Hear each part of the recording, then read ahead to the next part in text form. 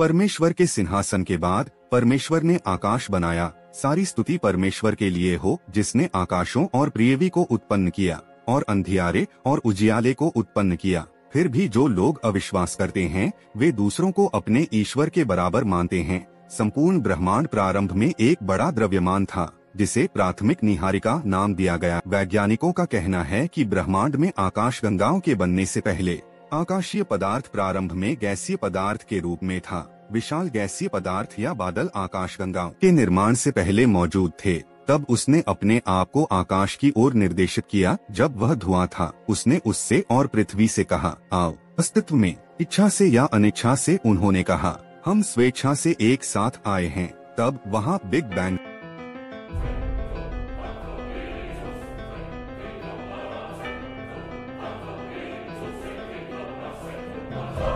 The expansion of the universe is accelerating. Do you believe in God? Me? Creator?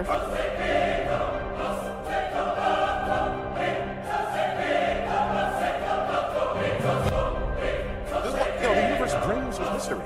Just because you can't explain something doesn't mean you can explain it. Finding the answer has become one of the greatest quests in modern science. Just a few years ago, we were trying to measure how much the universe is slowing down over time.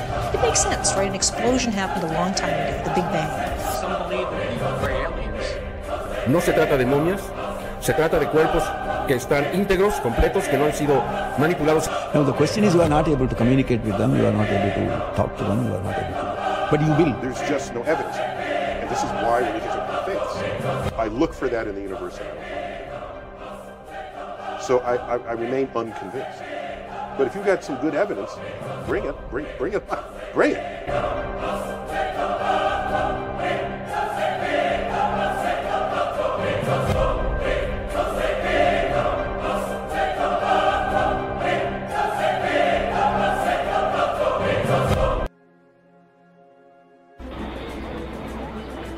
1927 में Leeuwen के Catholic विश्वविद्यालय में George's Lemaitre ने पाया कि एक विस्फोट हुआ था जिसके परिणामस्वरूप आकाशगंगाओं का निर्माण हुआ। फिर ये विभाजित होकर तारे बन गए, ग्रह, सूरज, चांद वगैरह वगैरह, और बाद में इसका नाम रखा महाविस्फोट। ईश्वर ने कहा, क्या अविश्वासियों ने यह नहीं देखा कि आकाश और पृथ्वी सृष्टि की एक इकाई के रूप में जुड़े हुए थे और फिर हमने उन्हें अलग कर दिया। 17 सितंबर को 1912 वेस्टो स्लिफर ने सर्पिल नेबुला का पहला रेडियल वेग प्राप्त किया। एंड्रोमेडा आकाशगंगा, लोवेल वेधशाला, एरिजोना में 24 इंच दूरबीन का उपयोग करना उन्होंने और अधिक डॉपलर बदलाव किए और उस बड़े वेग को स्थापित करने वाले पत्रों की एक श्रृंखला लिखी। आमतौर पर मंदी में सर्पिल निहारिकाओं की एक सामान्य संपत्ति होती है। उन शुरुआती रेडशिफ्ट्स को स्लिफर द्वारा उल्लेखनीय माना गया था और उस खोज के लिए महत्वपूर्ण थे जिसे अंतः विस्तारित ब्रह्मांड कहा गया। 1915 में अल्बर्ट आइंस्टीन ने सापेक्षता का अपना सामान्य सिद्धांत तैयार किया। सामान्य सापेक्षता वह सिद्धांत है जो उन मामलों में वस्तुओं की गति का वर्णन करता है जहां गुरुत्वाकर्षण एक महत्वपूर्ण भूमिका निभाता है। हालांकि सामान्य सापेक्षता ने एक विस्तारित ब्रह्मांड की भविष्यवाणी की थी। आइंस्टीन एक विस्तारित ब्रह्मांड के विचार के प्रति इतने प्रतिरोधी थे कि उन्होंने एक गणितीय कारक पेश किया। एक स्थिर ब्रह्मांड को पुनर्स्थापित करने के लिए उनके समीकरणों के ब्रह्मांड संबंधी कारक के रूप में जाना जाता है। 1917 में विलेम डी सिटर ने आइंस्टीन के क्षेत्र समीकरणों का समाधान खोजा, दिखाया कि लगभग खाली ब्रह्मांड का विस्तार होगा। बाद में उन्होंने और आइंस्टीन ने अंतरिक्ष वक्रता के बिना एक विस्तारित ब्रह्मांड समाधान पाया। साल 1922 रूसी और सोवियत भौतिक विज्ञानी अलेक्जेंडर फ्रीडमैन ने इस अग्रणी सिद्धांत की शुरुआत की कि ब्रह्मांड का विस्तार हो रहा है। उनके द्वारा विकसित समीकरणों के एक सेट द्वारा शासित, जिसे फ्रीडमैन समीकरण के नाम से जाना जाता है। बिग बैंग थ्योरी के बाद एडविन हबल ने अंतः विस्तारित ब्रह्मांड की खोज की। साल 1929 हबल ने ब्रह्मांड में हमारे स्थान की पूरी तरह से पुनर्कल्पना की थी। यह न केवल लाखों अन्य आकाशगंगाओं का घर था, लेकिन ब्रह्मांड स्वयं भी विस्तारित हो रहा था। स्थिर ब्रह्मांड के पहले से प्रचलित दृष्टिकोण के विपरीत हबल ने अंततः साबित कर दिया कि आकाशगंगाएं वास्तव में हमसे दूर जा रही हैं। विभिन्न आकाशगंगाओं से निकलने वाले प्रकाश का अध्ययन करके हबल ने पाया कि प्रकाश स्पेक्ट्रम के लाल सिरे की ओर विस्थापित दिखाई देता है। यह स्पष्ट हो गया कि हमारा ब्रह्मांड लगातार बाहर की ओर फैल रहा है और इसके भीतर स्थित सभी आकाशगंगाएं एक दूसरे से दूर जा रही थीं। इस घटना को रेडशिफ्ट के रूप में जाना जाता है, एक मौलिक अवलोकन जिसे अब हबल का नियम के नाम से जाना जाता है। विस्तारित ब्रह्मांड का विचार बिग बैंग सिद्धांत का एक प्रमुख आधार है। हबल के अवलोकनों ने हमारे ब्रह्मांड की उत्पत्ति के बारे में सबसे प्रारंभिक जानकारी प्रदान की। ईश्वर ने कहा, वह हम ही हैं जिसने ताकत से आसमान बनाया। वास्तव में हम इसका विस्तार करने में सक्षम हैं। तो विस्फोट और विस्तारित ब्रह्मांड का उल्लेख करना कैसे संभव है जब दूरबीन भी अस्तित्व में नहीं थी और उस समय के लोग इनके बारे में सोचते भी नहीं। यह ईश्वर है जिन्होंने बाद की पीढ़ियों के लिए संदेश और संकेत भेजे। और अंतरतारकीय द्रव्यमान का लगभग 70% द्रव्यमान है। माध्यम में अकेले हाइड्रोजन परमाणु होते हैं, अधिकांश शेष में हीलियम परमाणु होते हैं। ईश्वर ने कहा, परमेश्वर परोक्ष का ज्ञाता है।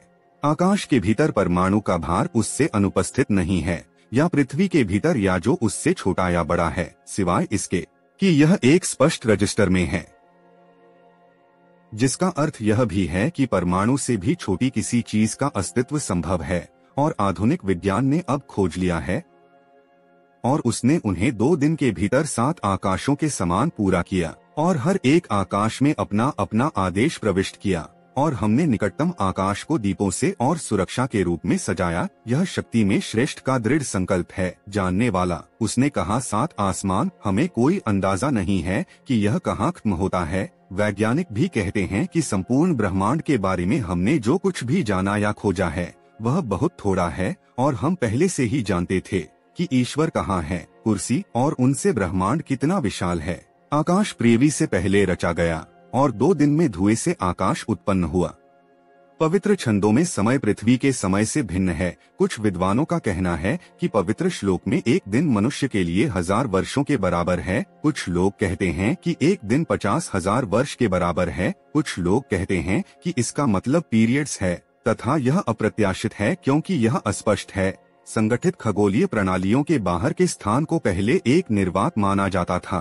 बाद में खगोल भौतिकीविदों ने अंतरतारकीय अंतरिक्ष में पदार्थ के पुलों की उपस्थिति की खोज की। पदार्थ के इन पुलों को प्लाज्मा कहा जाता है और पूरी तरह से आयनित गैस से युक्त होता है, जिसमें समान संख्या में मुक्त इलेक्ट्रॉन होते हैं और सकारात्मक आयन, वह जिसने आकाश और धरती और जो कुछ इनके बीच है बनाया। इंटरस्टेलर गैलेक्टिक सामग्री की उपस्थिति या जो कुछ आकाश और पृथ्वी के बीच है, उस समय के लोगों की तुलना में आजकल समझना आसान। स्वर्ग में बहुत से क्षेत्र हैं, लाह अल महफूज, सिदरतुल मुंतहा, बैतुल मामूर, इलियन और सीजजिन, जहां मृत्यु के बाद आत्माएं प्रस्थान करती हैं। सूरज, विकिरण, ये सभी हमसे ऊपर हैं। ईश्वर ने कहा, और हमने आकाश को छत बना दिया, सुरक्षित और अच्छी तरह से संरक्षित, तो भी वे उसकी निशानियों को ठुकरा देते हैं।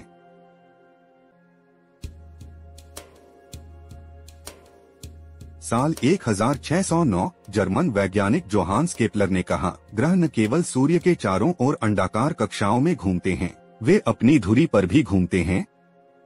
ईश्वर ने कहा, वही है जिसने रात और दिन को बनाया और सूर्य और चंद्रमा सभी साथ तैरते हैं। प्रत्येक का अपना गोलाकार मार्ग है। दरअसल सूर्य अंतरिक्ष में लगभग 150 मील प्रति सेकंड की गति से यात्रा करता है और एक क्रांति को पूरा करने में लगभग 200 मिलियन वर्ष लगते हैं। हमारी आकाशगंगा के केंद्र के आसपास, ईश्वर ने कहा, सूरज को चांद तक पहुंचने की इजाजत नहीं है, न रात दिन से आगे निकल सकती है। प्रत्येक व्यक्ति इसके साथ अपनी कक्षा में तैरता है। और परमेश्वर ने पृथ्वी की रचना की। स्काईज को बनने में 2 दिन लगे और पृथ्वी को 6 दिन लगे और इस तरह पृथ्वी और चंद्रमा का निर्माण हुआ।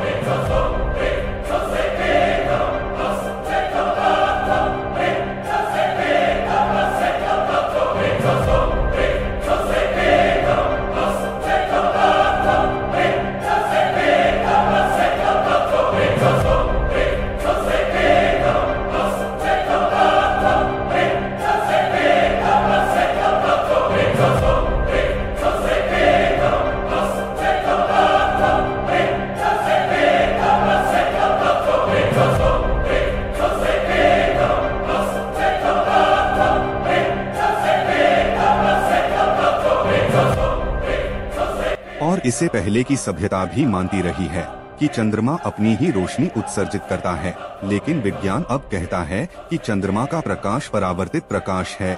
ईश्वर ने कहा, धन्य है वह जिसने आकाश में तारामंडल बनाए और उसमें एक दीपक और उजियाला देने वाला चंद्रमा रखा।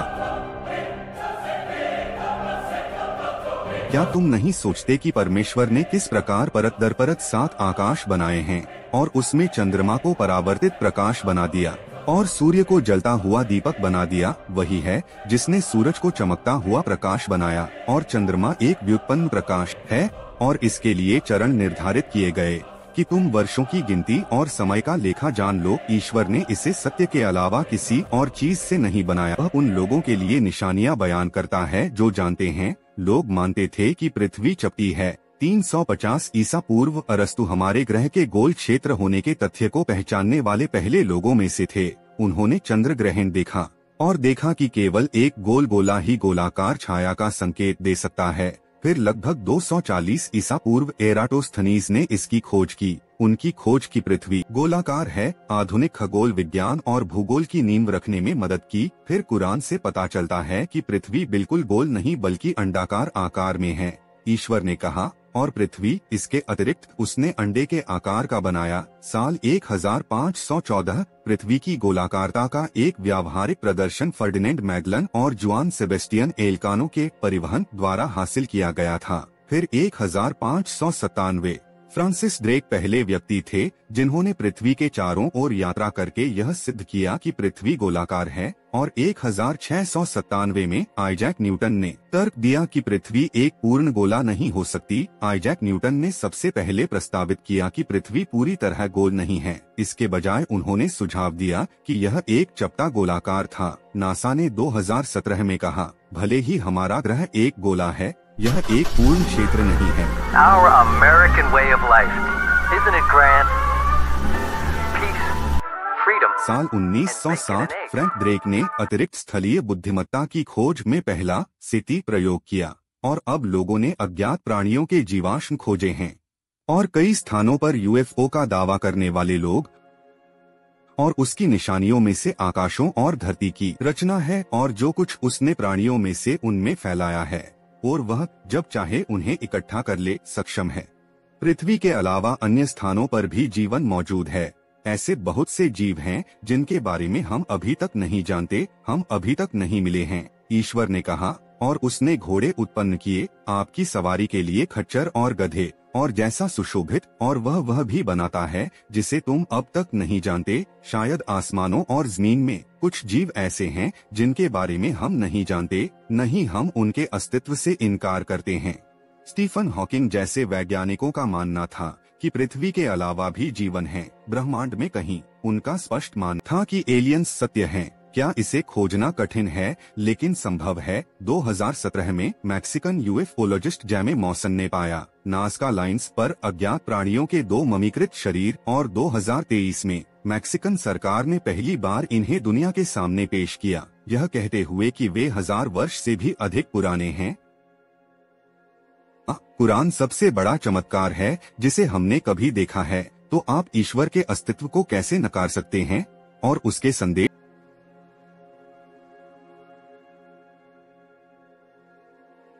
हमने अभी तक आसमान के बारे में चर्चा की है, पृथ्वी के बारे में क्या होगा अगर ये जीव बाहरी दुनिया से नहीं हैं, परंतु वे पृथ्वी पर विद्यमान हैं। पृथ्वी पर बहुत सारे इतिहास और रहस्य हैं, जानने का साहस करो, यह तो बस शुरुआत है।